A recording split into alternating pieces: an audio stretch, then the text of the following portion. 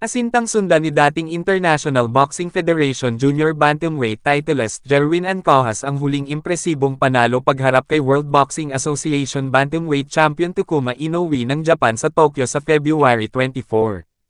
Pero di nakakakita ng isang knockout victory ang kampo ng Pinoy boxer, challenger sa 12-round main event sa Ryogoku Kokujikan National Sumo Arena. Dumating na sa Land of the Rising Sun Linggo mula sa training sa survival camp sa Magallanes, Cavite ang delegasyon ni Ancajas. Halos nasa 100% na ring porma si Ancajas pagkaraan ng ilang rounds ng sparring sessions, kasama ang intense circuit at takbo sa misyong sungkitin ang ikalawang world title makaraan ang hawakan ng IBF noong 2016-2022. Naglaho sa 32 taong gulang at tubong panabo, Davao del Norte ang unang korona nang yumukod kay Fernando Daniel Martinez ng United States noong October 2022 via 12-round unanimous decision loss. Bumalikwa si Ancajas ng Aidmales sa 5th round knockout ang kanong si Wilner Soto noong Hunyo ng nakaraang taon sa Baluarte ng huli.